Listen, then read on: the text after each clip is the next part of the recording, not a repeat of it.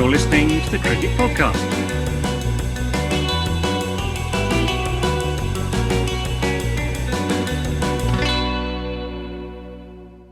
Hello everyone and welcome to the Cricket Podcast for our review of the first day of the fourth test between India and England. I'm Jack Hope and as usual I'm joined by Ross Legg. How are you doing, Ross? Excellent, thank you, mate. How are you? Not too bad. And Max Rowe Brown. How are you doing, Max? Hello, yeah, very well, thank you. Good.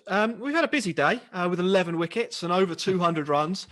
Quick first thoughts, though, boys. Who do you think is on top, Ross? It was great strides, isn't it, for England? Made it past the big 200 mark for the first time in 5 innings. Up we go. But I think it looked like a decent batting track. The umpires, I think, probably had a decent day. I think it's India. India are on top. Max, same question for you. Yeah, nothing more to add on that, really. I'd say comfortably India at this stage. Yeah, and I think that makes three of us. Although England took one wicket, didn't they?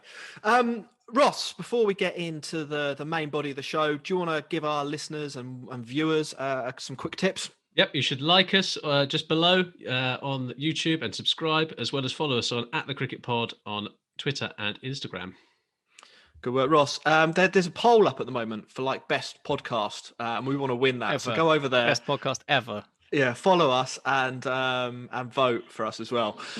Talking points, then, fellas. What we'll do first. Max, do you want to give us a summary of the day? Yeah, I'll rattle through it quickly. So England this time in the fourth test decided to take a leaf out of the Indian book of selection and extend their batting lineup, which. Ultimately, it worked quite well when we nearly doubled our first innings run total in this game. Unfortunately, double not very much is still not very much. Started fairly badly after having won the toss with Crawley and Sibley playing very different shots in style, but very similar shots in aptitude, leaving us 30 for 3. Middle order fight back though by Ben Stokes, Ollie Pope, Dan Lawrence, sort of, and some runs from Bairstow as well brought England back into what looked like they might squeak. Looked like we were going to be comfortably over 200, and then as is customary, it all went wrong, and England skittled out for a below par score, you would say. Came back and took a good early wicket of Shubman Gill via James Anderson, but India dug in for the remainder of the evening session, and here we are. Good work, Max. Yeah, it's an interesting. I mean, England aren't as out of this game as they were probably the last two at this point.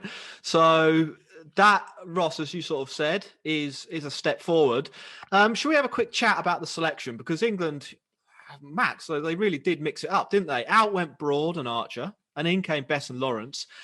England played 7 frontline batters plus Folkes. I think this would have been a great team for the third test. Yeah. Don't you, Max? Yeah, absolutely. I think it's shutting the stable door after the horses bolted. That comes to mind. I think we made a joke on the last show that maybe India should pick 11 batsmen to secure the draw. I didn't think England might go down that route, but I think they've tried to second guess, haven't they? The whole pitch chat. England have been so determined not to discuss the pitch, but the media have done it all for them, and it's clearly got into their heads, and they've gone a bit weird. But having said that, all the batsmen that you might have left out scored a few runs. So I think what's really important to note is that, as we know throughout sporting history, the sign of a good side is one that wildly lurches from one selection type to the other. Like that's just classic, isn't it? So you see the greats really do that. So it's nice to see them batting all the way down to 11 and all the way down to 9 in this test, and picking 4 number 11s in the last one. So. Yeah, tactics. We had a few questions about this. Prashanth on Twitter. Did England get their selection wrong in this series? Ross, you can answer that one. Yes. Yeah. I think, the first test it was probably right. And then after that, say it was probably wrong, is how I would say. Yeah, it's almost like the confidence went to their head, and they were just like, "We are ahead of the game here. We can outsmart India in their own conditions because we did it in the first test." Yeah. I would say though that I don't think England have the personnel to select their way out of probably losing the series 3-1. I think they could have picked anyone and probably would have seen the same results, just maybe not as one-sided. The topic of the second seamer came up a couple of times as well. So Shivansh and Karan both basically asking the same thing. Should England have picked two seamers here, or are you happy? Are we happy with what England decided to do, Max? I don't actually mind it so much. I mean, we have the beauty of having Ben Stokes in your team is that you just have that extra level of flexibility in your lineup. And I think I mentioned in the last show that maybe it was something we could think about doing. I didn't for the life of me think we'd actually do it, but I don't mind going with two seamers. It's what India have done the entire of the last few games. But I would have liked to see an extra spinner in there rather than putting the batsman in. I think you'll find that Dan Lawrence has been picked as a spinning all-rounder, Max, and we'll see some of his tweakers come into play here. I would be absolutely shocked if Joe Root bowls Dan Lawrence behind himself. Yeah, we did sort of say, didn't we, on the preview show that we might have liked to have seen them try one of the leg spinners just for a little bit of variation. Well, we do have Dom Sibley. Well, we do have Dom Sibley. Dom Sibley bowled a hilarious over against Pakistan, but in first-class cricket, he actually has taken some wickets, believe it or not. I don't know if that says something about Dom Sibley or first-class cricket, but England's players against spin. Yeah, maybe. I think you might be right, Max. I mean, I think that two seamers, if anything, that sort of hedges your bets the right way. I mean, it probably is going to spin at some point, isn't it? Maybe if you had to bowl first, because we did see Siraj bowl quite well. Yeah. Maybe if you had to bowl first, it would be a little bit difficult. Yeah, I think it was a risky selection based on the toss, but at least we followed the game plan this time. Last time we picked a team to bowl them out, won the toss and batted first. At least this time we picked a team to bat them out of the game, batted first, just didn't go to plan. Yeah. Let's talk about that batting then. Ross, where do you want to start? Well, first and foremost, I think it's really important to mention that India have played really well today. I think that they got their bowling plans right on, and it's a classic of their depth in talent they've got. Ishant Sharma wasn't really kind of hitting the mark as he wanted to, but Siraj comes into the side and has played brilliantly, bowled if not better than Bumrah has done in the series so far. And it's a great thing to see for India. In terms of England's batting, I mean, as I said at the top of the show, they don't have any excuses around the umpiring. They don't have any excuses about the pitch. This was a chance for them to really hit some runs. No pink ball. Yeah, and I think there's a bit here where 3 or 4 of them got a start and genuinely threw it away. So it's probably a poor performance with a bat. Yeah, I probably agree with that. I maybe laying all the blame at England's door is wrong on this occasion. I think most of the Indian bowlers, what they did really well was bowl to plans. I mean, let's take this isn't in chronological order, but let's take the dismissal of Joe Root. Now, if you've watched England over the last 2 years or 3 years or most of Root's career, you'll know that he is quite vulnerable to the ball that's full, comes back in, pins him on the back pad. And that is, if you watch the sequence of play building up to that Root wicket, Siraj bowls a couple that are wide off stump and move away. Then he tries to get one to come back in. It's a little bit too short, hits Root on the hip. And then he finally gets it right. And we see Root sort of doing that thing where his head falls over and he's pinned LBW. Now that, if you hadn't seen Root over the last couple of years, you might just think that was a good period of play. But I think actually what that is, was Siraj and the India team coming up with a plan and executing it pretty perfectly. And they did that to a couple of the other England batters as well.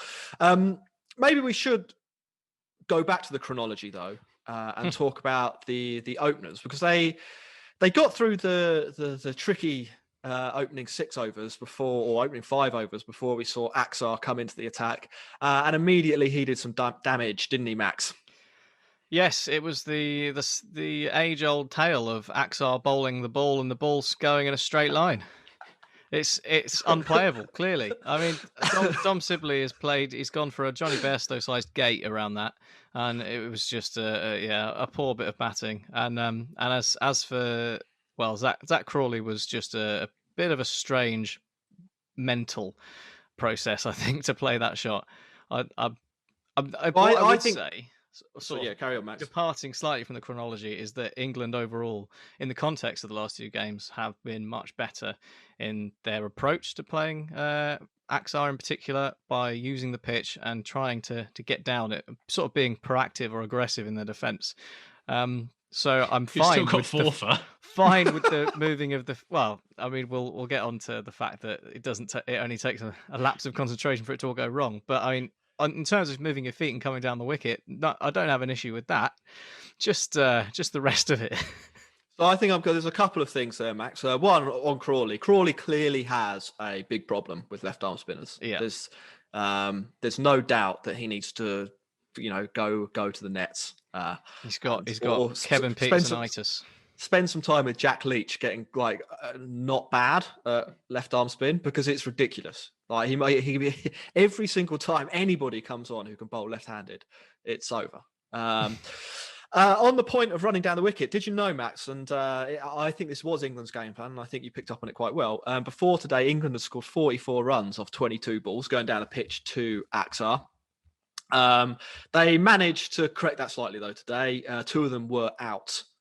Going down the pitch to Axar. So, on the one hand, probably a good game plan. On the other, either Axar's done something to F it up for England, or we just did it more. It's more opportunity for wickets. Or England executed it badly. I mean, I think at least in the case of Lawrence, in the case of both of them, let's be honest, they weren't probably there for the shot that they ended up. Lawrence's shot was awful. Yeah, I think Andrew Strauss did it quite well. He said it's actually a really high risk shot, that one. So actually coming down the track with the ball spinning away from you from the left-hander, especially someone at Axar's pace, is always going to be a high risk. And I think early on in their innings, I mean, Dan Lawrence was set, but it is still not the shot that they should be playing, and probably just a bit of inexperience coming through there.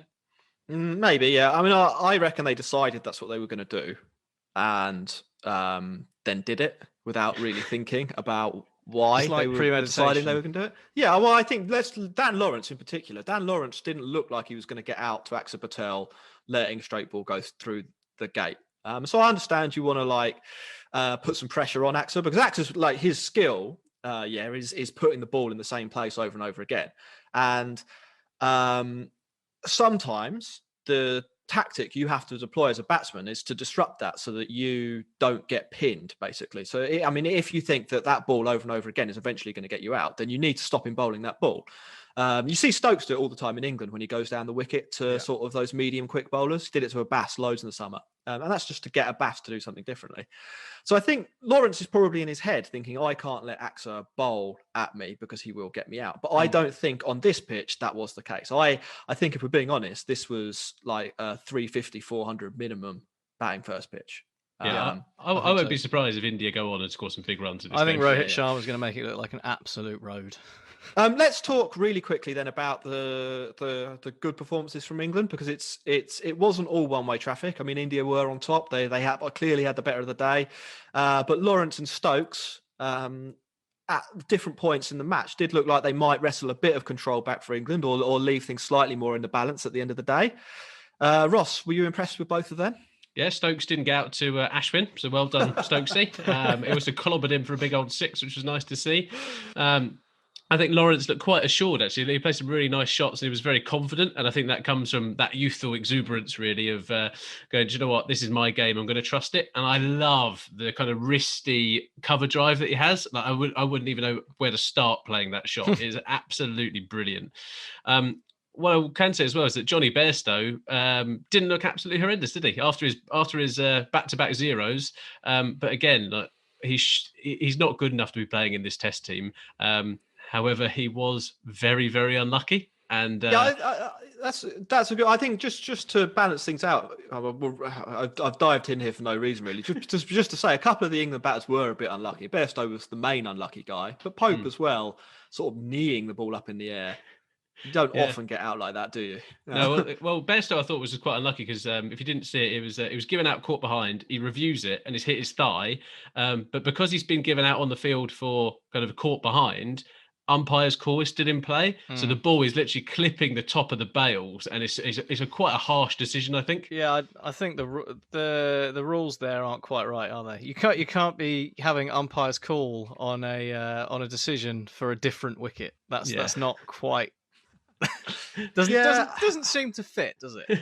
I to be honest, I think that the rule's fine. I don't think you can get into too many technicalities there. I think the umpire's giving him out. We don't necessarily know why. If you were an Indian fan, if you're an Indian fan, if you were an Indian fan though, and they'd said that wasn't out when ball tracking is showing that it's hitting and clipping him, or hit where it is hitting stumps according to ball tracking, then you would be angry. You wouldn't be like, well. I'm not sure I would be angry. I think I agree with Max. If it's been made clear that the wicket's been given for caught behind and he doesn't think it's LBW, then you wouldn't have any. Yeah, I mean, I think it's more binary than that, though. I think it's you're either given out or not given out, and then the third umpire. I completely disagree. The third umpire's job is to decide whether the decision on the field, the binary out or not out decision, should be maintained or not. And he's gone through the whole process. We've been talking this whole series about them doing the process correctly. And they've gone through the process correctly. And unfortunately for Bairstow, look, he is unlucky. I'll say that. But unfortunately for Bairstow, the ball is hitting the stumps. So he has to be out. Yeah, I mean, I think if the umpire had given it out LBW, I would have been.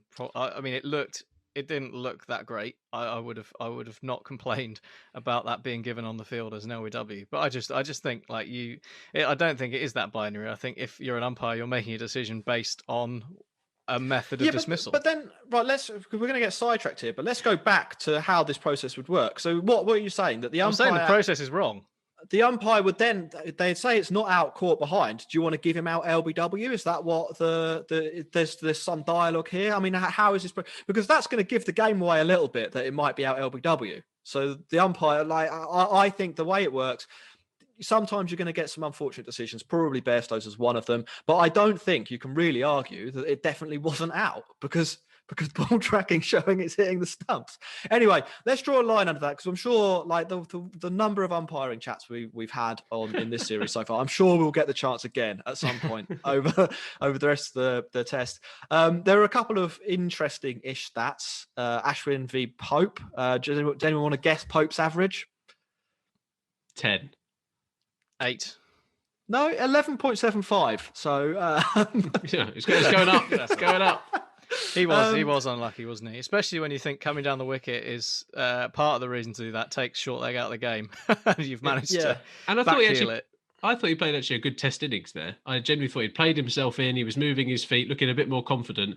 And it is an unbelievably unlucky dismissal. I've never seen anything like that in my life. It's come down the track, bat is way in front of his body, clips his edge, hits the back of his back leg pad, and then pops up to Gill, who's got the easiest short leg catch of all time. It's unbelievable. It was pretty ridiculous.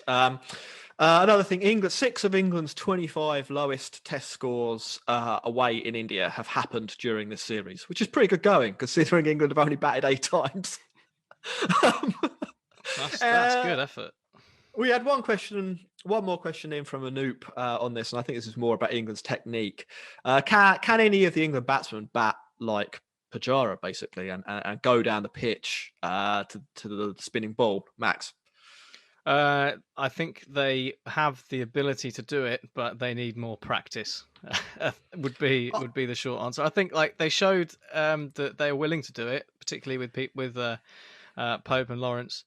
But I think where the difference is and the gulf in classes between them and people like Pujara is being able to tick the scoring rate over, because even when England were digging in that middle period, the runs weren't coming, and that's where that just lapse of concentration and letting one of those straight balls pin you or do some sort of stupid down the wicket shot, and suddenly the score doesn't look too clever. Whereas if you can keep it ticking, it gives you a little bit more control as the batting side. For most of your reasons there, I had actually come to the no conclusion. So I think Pujara's great skill, particularly with that coming down the wicket thing that he does, is that he very rarely gets out to it, and he quite regularly scores at least a run, and if you've got basically a risk-free way of scoring a run, then it means you don't get the accumulation, that kind of pressure effect. Yeah. And that means you don't have to go down the wicket and play the big heave-ho back over the bowler's head, because you can do what Pujara does, which is just flick it into the leg side, and it half the time he does also that. makes the bowler more likely to get their length wrong, and you can punish the ball. Yeah, and it's really hard if you don't do anything stupid once you've started going down the wicket. It's quite hard to be out, actually. Like, it takes something a little bit unusual. Pujara's probably the best in the world at utilising that technique. So if England are all aspiring to be him or set that as the benchmark, I don't think they'll quite get there. I think if you dropped a couple of those players in Indian first-class cricket and made them do it for 3 or 4 years, they might get there. But that's never going to happen. So does that happen really? So Pujara's coming across and playing in England this summer. I think Axar Patel is as well, and you've got to see it. Kohli was lined up to play for Surrey last year or the year before. Has there ever been a case where the England team are going out and you're seeing someone like Ollie Pope go and play for one of the first class teams in India? Well, so obviously there's the IPL, but I think the times that has happened, I think Sri Lanka is where people have gone. So I think Ravi Papara did a series in Sri Lankan first class cricket. Okay. I think there's probably a couple of issues there. I don't know whether like English players are allowed in the Ranji Trophy. I don't even know if they have overseas players. But also there's the financial implications, which are a reality. I think the average wage, we did talk about this ages ago on this podcast. I think the average wage for an Indian first class cricketer is something like £16,000 a year. Now it's not loads in the UK, but it's significantly more than that. And I don't know whether and to get an English first class player to go over to India to play, you'd have to incentivize it a little bit more. So I just don't know if the sort of financials on that exactly work, or if you see people going over and doing it in grade cricket, don't you? They go and practice in Australia a little bit. So perhaps some of the top club teams in India might be able to get some. Well, I think probably the way to do it is through England's A setup and the under 21s or whatever. Is so that the first time that an English player bats in the subcontinent isn't a test match or a warm up to a test match, and I think that happened to Dom Sibley and it happened to Crawley. And Sibley's shown signs that he can adjust to it, but he's like playing his 5th match or 10th match or something in India and Sri Lanka. It's not, it's not ideal, is it? Anyway, should we talk quickly about India's batting then? Because England were bowled out eventually, which brought Shubman Gill and Rohit Sharma to the crease, and it, I think most people were pretty downbeat from an England perspective on England's hopes at that point in the game. But Anderson, he did some stuff, didn't he, Ross? And should England fans be hopeful now? I think it's always important to kind of get that wicket, especially after being pulled out on the first day for 204 or whatever it was.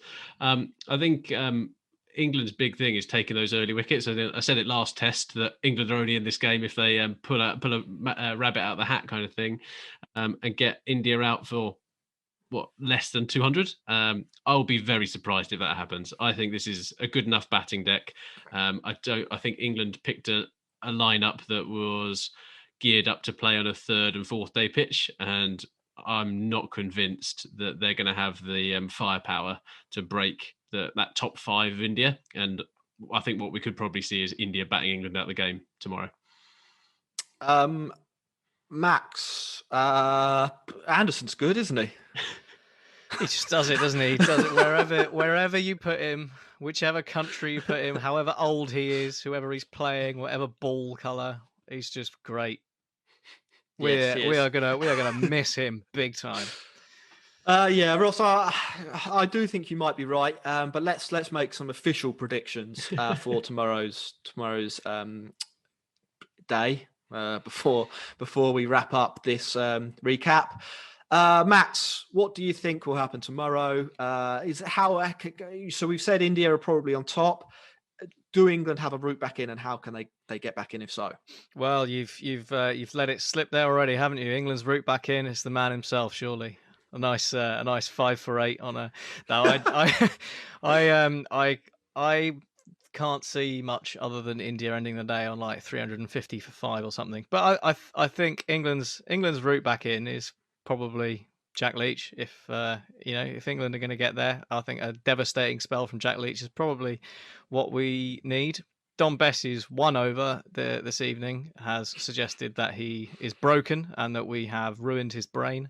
So hopefully he can have a nice long sleep and dust that one off. But it's mad that they picked Don hope. Bess again. It is mad that they picked Don Bess again. Genuinely, when he was on this team sheet, I was just like, why are you putting him through it? Well, England.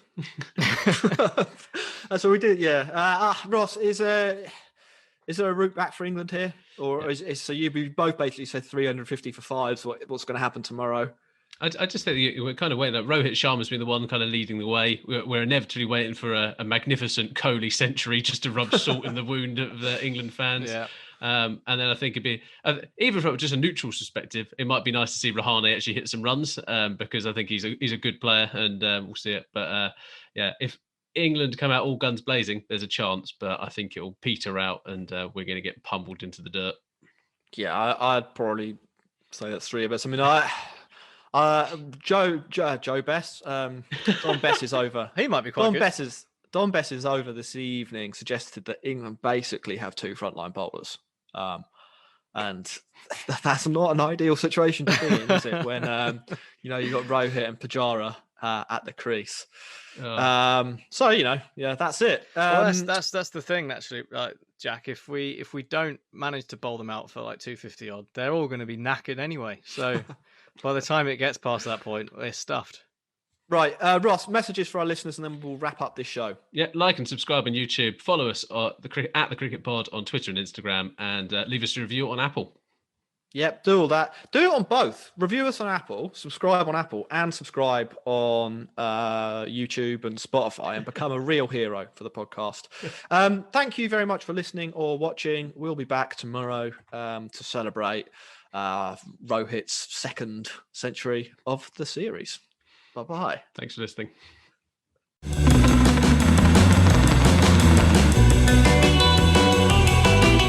You're listening to the Cricket Podcast.